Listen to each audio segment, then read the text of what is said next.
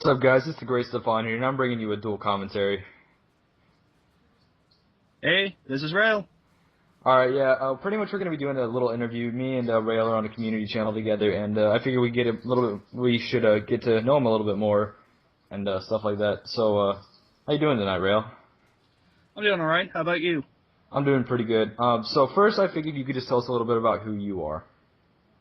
So just some basic information, where you live, what's your name, your social security number, all that.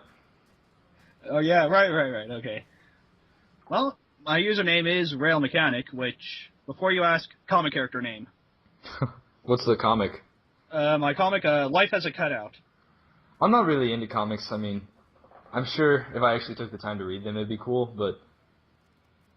Yeah, well, I draw them. It's, one of my hobbies. So, you're an artist? Sorta, kinda. I'm not the greatest, but people can at least tell what I'm trying to draw. Just sketching and doodling and all that? A little bit more than that. Yeah, there you go. Have some confidence. Say it with your chest. Yeah. I wish I could draw. Really, I couldn't draw until I just really started trying and practicing. I think that's my problem. I get frustrated. Like, my handwriting's even awful. Yeah, so is mine. What doesn't help is mine gets smeared, because that's one of the plagues of being left-handed. You're a lefty? Yep. I'm a righty. It's just We should make ambidextrous babies. bit awkward. No, it's not awkward unless you make it. Trust me, I got a cloud of awkwardness around me. You're an awkward person? I'm so awkward, I'm actually at home in awkward situations. I've learned that being awkward, you just really have to put yourself in a mind state. It's like, I don't care what other people think. I just have to if you make people laugh, that awkwardness goes away very quickly. That's kind of what I did throughout school. Yeah. I mean, I remember I was taking my math final actually a few days ago, and we had a substitute teacher who was really nice. I loved her. She let us play on our phones and all that. And she stares me down, like, all class period. And, like, we're, like, halfway through. We're about 45 minutes into class. She's looking me, like, straight in the eyes. And she's like, you look a lot like one of my friends. Can I take a picture of you? And everyone around me is just, like, laughing, just busting up laughing. I'm like, sure. And I flashed this giant cheesy smile. Like, it was funny. It made everyone laugh. I didn't feel awkward about it. It's just, I don't know, laughing, I think, relieves tension.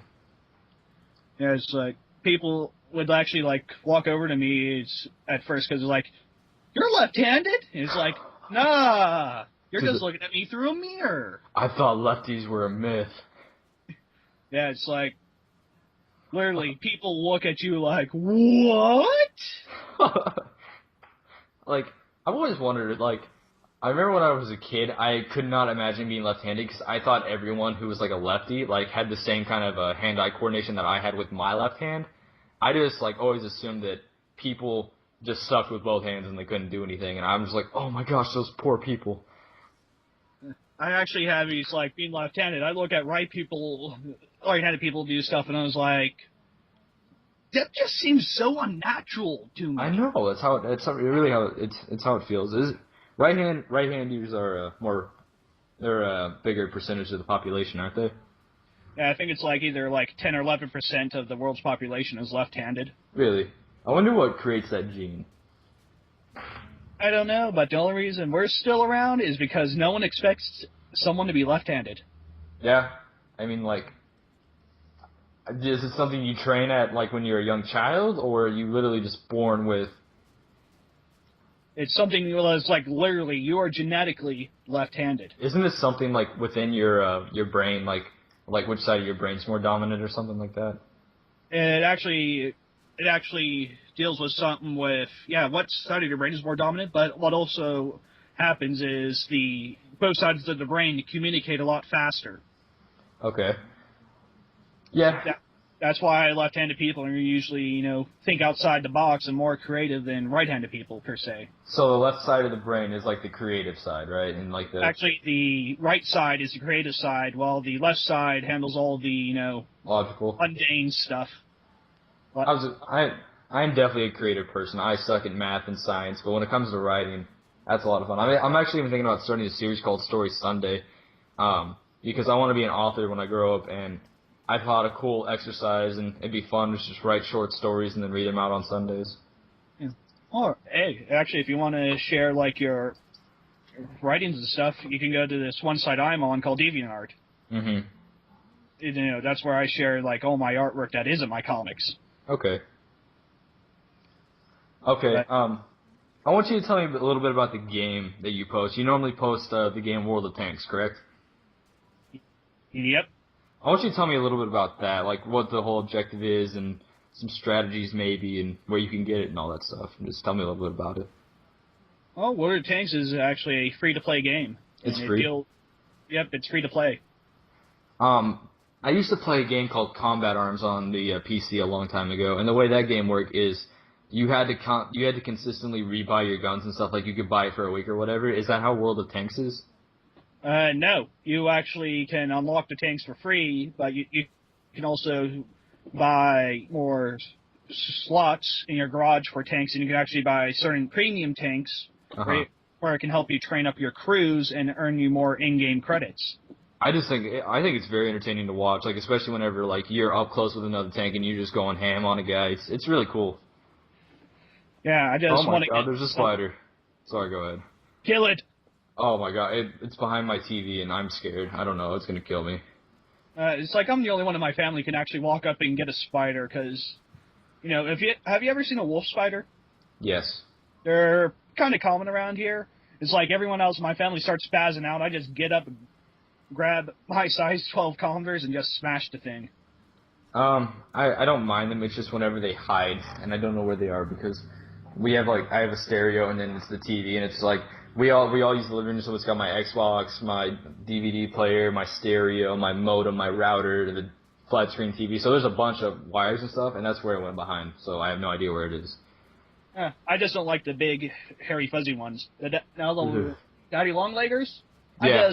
It's like my agreement with them is as long as you stay out of arm's reach, I won't kill you. I don't understand. Like they freak me out, but they can't bite you. Yeah, but here, let's get back on topic. Back to the game. All right, yeah.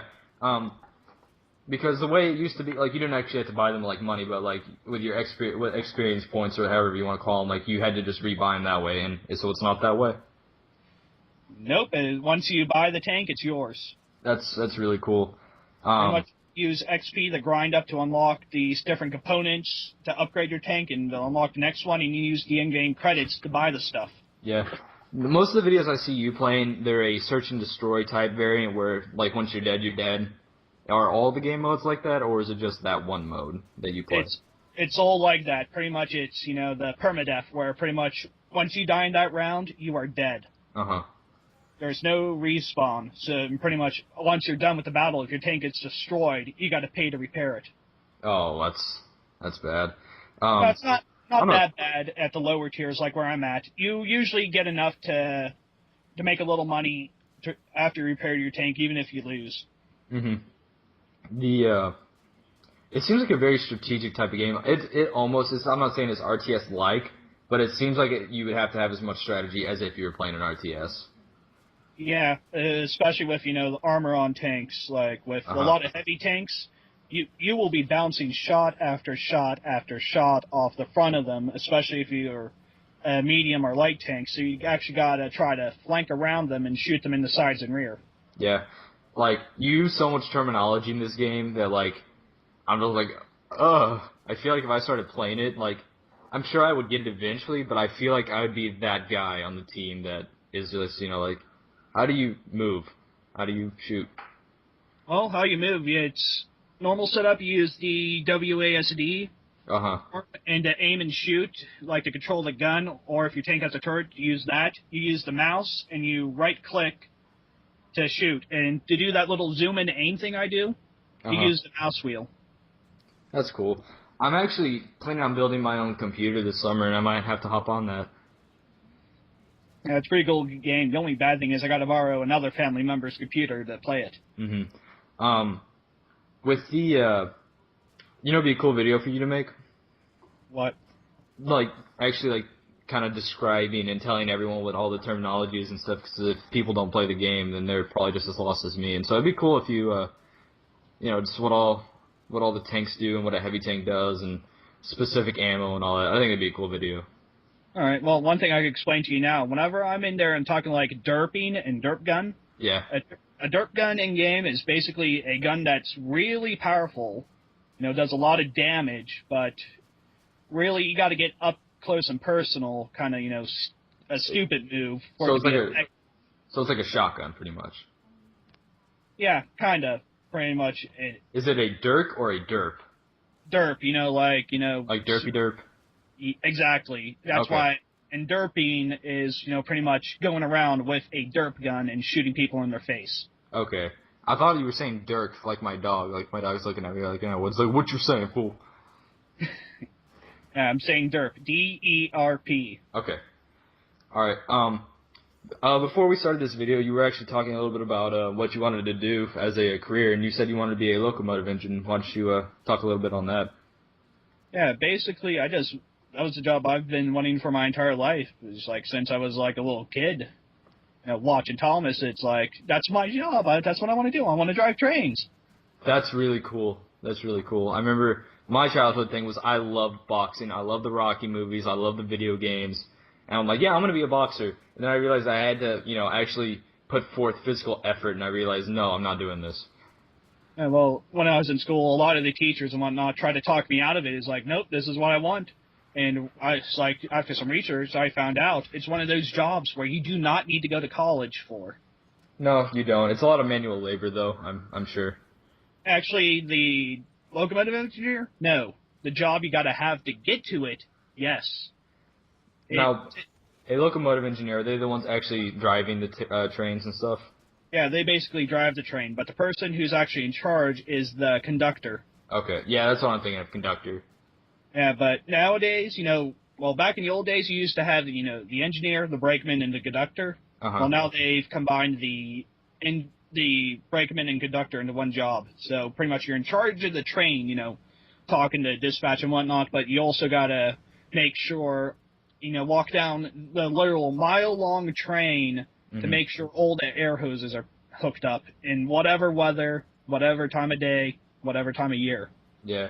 So, are you wanting to work on trains that are more like subway trains, like transporting people, or transporting like goods and coal and stuff?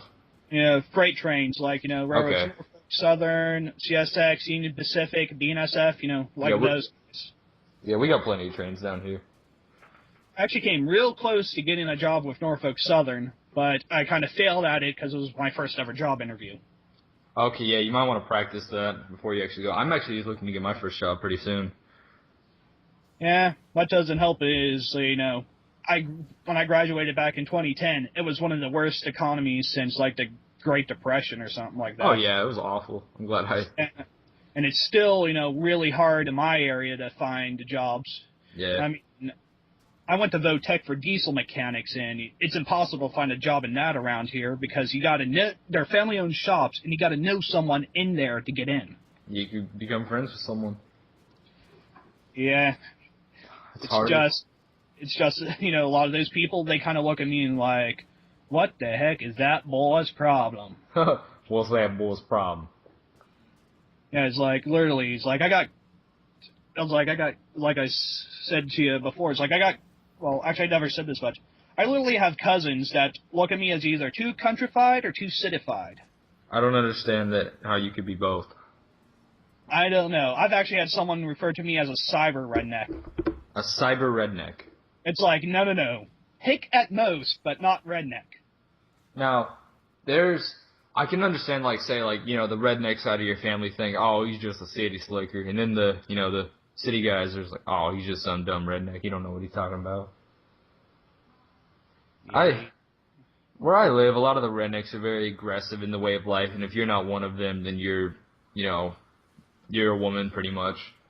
Yeah, I've dealt with those guys, but I've also dealt with other guys who, kind of like, hey, as long as you don't say anything bad about me, you're cool. I have not met one of those in real life. And it's a I know, shame. maybe it's just a Pennsylvania thing. I think it's a Missouri thing that just this area is very, very proud of America, and I'm proud of America, but I don't know. Yes, so is this area, but unfortunately we're on the edge of something that Pennsylvanians really don't like to talk about. The notorious Pennsyltucky. Pennsyltucky? It's pretty much like, towards the central part of the state that's basically as bad as, like, pre-segregation Deep South. Yeah. Oh, you want to know something? It's like literally you can drive through, like, along a main road and you'll still see, like, dummies of, every other ethnicity pretty much hanging from a tree. That's ridiculous. I know. It's like, just hate someone just because they got a different skin color. I think they're just insecure about their own skin color because it's pale. I can't complain about that. I mean, the only time I'm not pale is when I get sunburned, and that's because the freckles will multiply. Yeah, I'm not a pale guy. I'm not dark, though. But something about the whole idiots and racism thing. The Mississippi, I believe it's Mississippi, I think like a month and a half ago, just recently passed the amendment to ban slavery. Yeah, I heard that on the radio, and it was like, really? It took them that long? I mean, like, it doesn't matter just because the way our amendment process works is it takes like like one of the requirements is 2/3 of the states, and over 2/3 did it, so it passed. But Mississippi, I guess, finally formally passed it. So. Well, it's the Deep South. So, sometimes they take their good little time on things. I guess. All right, guys. I hope you've enjoyed the video. If you're on my channel, The Great Fun, go over to Rail's channel and subscribe. He's got awesome content. And if you're over at his channel, check out mine. Another channel will be in the description below is Golden Voices Gaming. It's a community channel we're both on. It's new and upcoming. It's actually getting a pretty good amount of views for a new channel. And if you make videos and you want to become a director, send me a message either here at Golden Voices Gaming or send one to Rail, and we'll see. Yeah, I'll just point you guys his way. Yeah. All right, guys. I hope you've enjoyed. See you guys. And I'll see you folks next time.